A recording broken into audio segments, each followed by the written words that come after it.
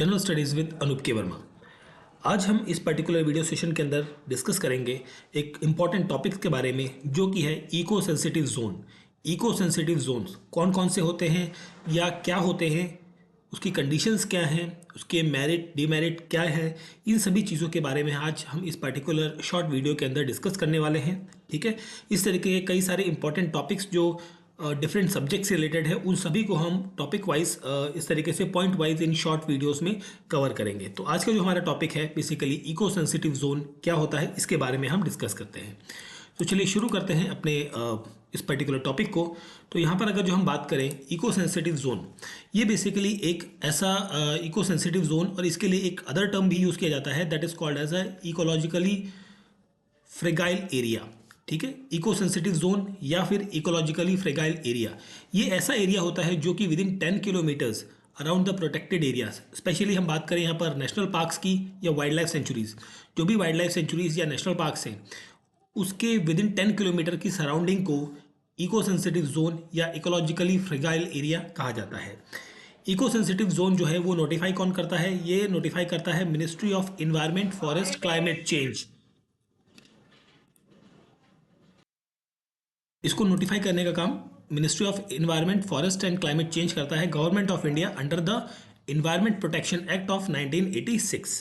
ठीक है, अब किसी प्लेस पर, in case of places with sensitive corridors, connectivity, ecological important patches crucial for the landscape linkage, even area जो कि आपका 10 किलोमीटर की विड्थ के बाहर है उसको भी इंक्लूड किया जाता है इको सेंसिटिव जोन के अंदर।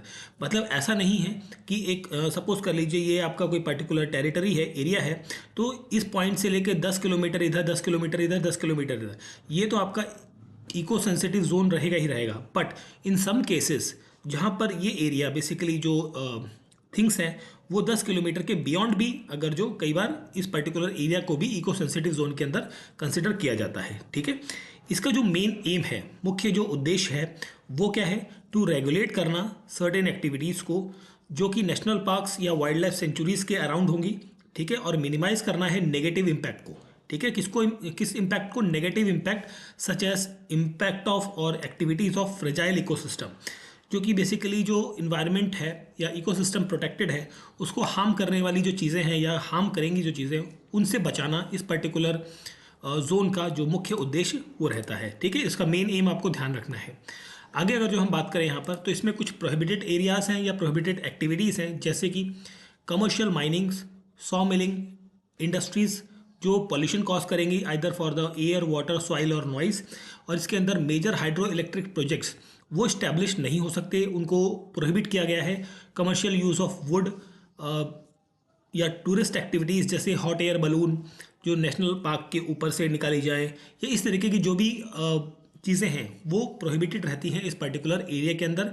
ठीक है, फिर हम बात करें अगर जो रेगुलेटेड एक्टिविटीज़, कौन कौन सी चीज़ें जो है वो की जा सकती हैं but in a regular way और या इन लिमिटेड वे, जिन पर नज़र रखी जाएगी, जैसे felling of trees, establishment of hotels and resort. अब जैसे बहुत सारे वाइल्ड लाइफ सेंचुरीज या नेशनल पार्क के कुछ एरियाज़ में होटल्स और रिजॉर्ट्स भी बनाए जाते हैं। और commercial use of natural water, ठीक है, इरेक्शन ऑफ इलेक्ट्रिक केबल। अब कोई फॉरेस्ट है तो डेफिनेटली देखिए ये एक फॉरेस्ट एरिया है, नेशनल पार्क है, और यहाँ पर एक सिटी है और यहाँ पर सिटी है, तो डेफिनेटली अगर जो हम केबल्स, इलेक्ट्रिक केबल्स की बात करें तो उसको इस तरीके से ले जाने की जगह उसको सीधा ले जाया जाएगा ताकि जो मटेरियल है या उसकी कॉस्ट है बेसिकली वो कम रहे। ठीक है, तो इसके लिए जो यहाँ पर रेगुलेट किया जाएगा चीज़ों को, किस तरीके से कौन सी चीज़ें की जाएंगी।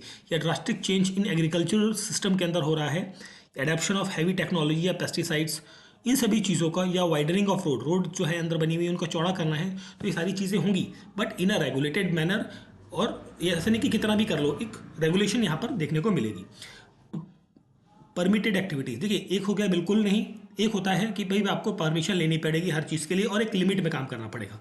और कुछ चीज़ें होती हैं यहाँ पर इस पर्टिकुलर एरिया के अंदर जो कि परमिटेड है, जैसे ऑन गोइंग एग्रीकल्चर या हॉर्टिकल्चर प्रैक्टिसेस जो है वो आप इजीली यहाँ पर होती हैं, जो भी यहाँ पर पर्सनस या लोग रहते हैं।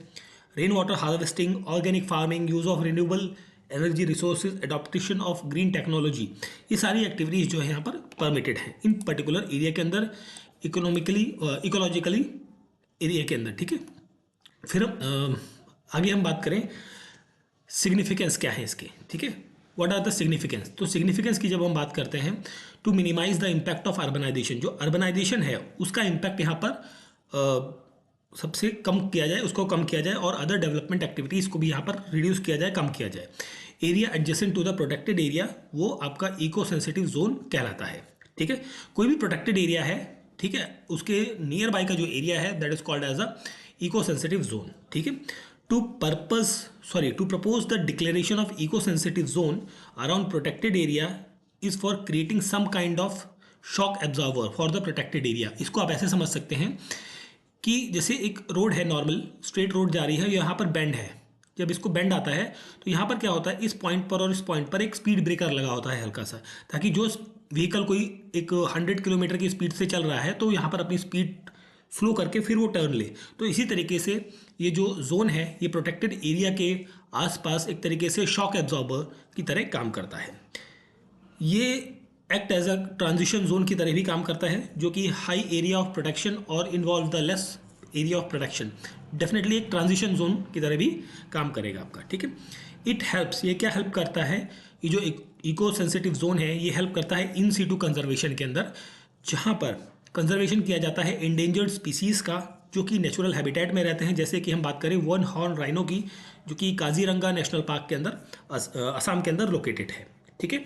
इको सेंसिटिव जोन जो है वो मिनिमाइज करता है फॉरेस्ट डिप्लीशन को, फॉरेस्ट के डिप्लीशन को मिनिमाइज करेगा, और मैन एनिमल का जो कॉन्फ्लिक्ट्स है उसको भी बचाता है। देखिए एक्चुअली क्या होता है, जो जैसे ये फॉरेस्ट है तो, और ये वाला जो पर्टिकुलर एरिया है, दिस शेडेड एरिया, ये बेसिकली आपका हो गया इको सेंसिटिव जोन, ठीक है, इको सेंसिटिव जोन। तो एनिमल्स जो है जनरली क्या होता है, इस पर्टिकुलर एरिया के अंदर आसपास में यहाँ पर घूमते रहते हैं, और ह्यूमंस जो हैं वो यहाँ पर भी इंटरेक्ट करते रहते हैं। बट ये वाला जो एरिया है प्रोटेक्टेड हो गया, तो यहाँ पर ह्यूमंस का और एनिमल्स का जो इंटरेक्शन है, टकराव है, वो देखने को नहीं मिलेगा, ठीक है। तो ये चीज़ भी एक बेनिफिट यहाँ पर देखने को मिलता है इस पर्टिकुलर जोन का। और जो प्रोटेक्टेड एरियाज़ हैं वो बेस्ड होते हैं core and buffer model of the management पर, ठीक है, और थ्रू विच लोकल कम्युनिटीज़ जो हैं वो ऑल्सो प्रोटेक्ट करती हैं या प्रोटेक्टेड होती हैं इसके बेनिफिट के थ्रू, ठीक है। तो सिग्निफिकेंस के बारे में अब हमने बात कर ली। अब हम बात करते हैं चैलेंजेस और थ्रेट जो इको सेंसिटिव जोन के अंदर देखने को मिलते हैं। एक तो होता है डेवलपमेंट एक्टिविटीज़, ठीक है। डेवलपमेंट एक्टिविटीज़ जैसे construction of dam, road, urban और रूरल इंफ्रास्ट्रक्चर, जो कि इस पर्टिकुलर जोन में क्रिएट होगा या क्रिएट करेंगे इंटरफेरेंस बेसिकली यहाँ पर। ये एक चैलेंजेस देखने को मिलते हैं या बेसिकली थ्रेट्स होते हैं, जो कि इन्वायरमेंट पर एक नेगेटिव इम्पैक्ट डालते हैं और इम्बैलेंस करते हैं इकोलॉजिकल सिस्टम का, ठीक है। जैसे कि अब आप देख सकते हैं कि आपने न्यूज़ में देखा होगा अक्सर कि कई सारे शहरों के अंदर जो लेपर्ड है वो आपको जो रिहायशी इलाके हैं वहाँ पर आपको देखने को मिलते हैं, बिकॉज ऑफ द डिफॉरेस्टेशन। जब जंगल कट रहे हैं, उनके हैबिटेट को डिस्ट्रक्ट किया जा रहा है, तो डेफिनेटली जो वहाँ के जो एनिमल्स हैं वो ह्यूमन जो आबादी है वहाँ पर एंटर करते हैं, ठीक है। जैसे construction of road would lead to the cutting down of tree, जब रोड बना रहे हैं तो हम ट्रीज़ को काट रहे हैं बहुत ज़्यादा, जो कि इम्पैक्ट करता है सॉइल इरोजन को और डिस्ट्रॉय करेगा हैबिटेट ऑफ बहुत सारी स्पीसीज़ को जो कि उस पर्टिकुलर जोन के अंदर आती हैं, ठीक है। अब जैसे एक बर्ड हुआ करती थी जिसे हम हिंदी में गौरैया कहते हैं, ठीक है। तो वो बर्ड जो है आज से 20-30 साल पहले आमतौर पे शहरों में भी दिखती थी, बट अब शहरों के अंदर ट्रीज़ नहीं बचे हैं, इस वजह से वो शहरों से क्या हो चुकी हैं, विलुप्त हो चुकी हैं। गांव में स्टिल अभी भी दिखती हैं, बट शहरों से वो कम्प्लीटली विलुप्त हो चुकी हैं वो, ठीक है। बहुत रेयरली ही कहीं कहीं देखने को मिलती हैं। गवर्नेंस एंड न्यू लॉज के बारे में हम अगर जो बात करें, by failing to recognize the right of forest communities and curbing approach of animals like legislation, environment protection act 1986 आता है, वाइल्ड लाइफ प्रोटेक्शन एक्ट 72, जो कि एग्जामाइन करेगा इको सेंसिटिव जोन को basically in favour of development activities के अंदर, ठीक है। बेसिकली लॉज भी हैं यहाँ पर पर्टिकुलर चीज़ों को लेकर। एक नया ड्राफ्ट भी नोटिफाई हुआ है फॉर जिसके अंदर रिड्यूस किया जाएगा इस पर्टिकुलर जोन को इन बैनरघट्टा नेशनल पार्क के अंदर, ठीक है। जैसे जो एक एक्चुअली बेसिकली इसको आप ऐसे समझ लीजिए कि ये आपका नेशनल पार्क है, यहाँ पर इस पर्टिकुलर एरिया को जो आउटर फेरीफेरी जिसे मैंने शेड किया है वो आपका इको सेंसिटिव जोन है, ठीक है। और इसको लॉस के थ्रू क्या है, रिड्यूस भी किया जाता है कई बार, ठीक है। मतलब इस पर्टिकुलर एरिया का जो विड्थ एंड लेंथ है उसको भी रिड्यूस किया जाता है, ठीक है।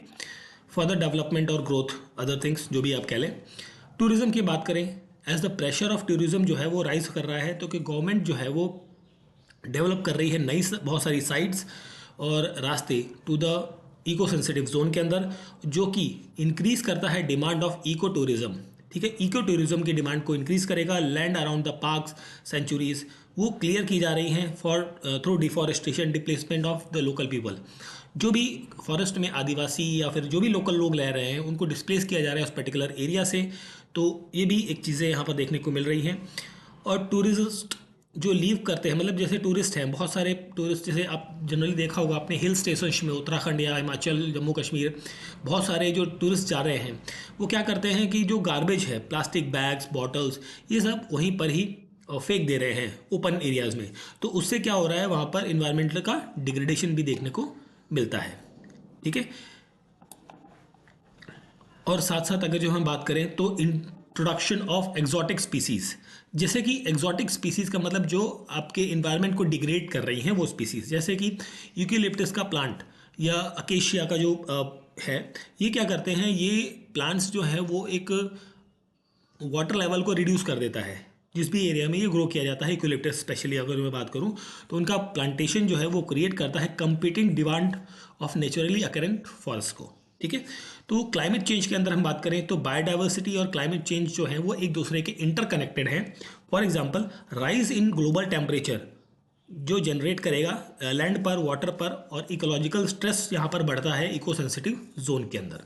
ठीक है, फॉर एग्जांपल जैसे फॉरेस्ट फायर हो रही है या आसाम के अंदर फ्लड आ रहा है, ये बैडली इफेक्ट कर रहा है काजीरंगा नेशनल पार्क और उसकी वाइल्ड लाइफ सेंचुरीज़ को।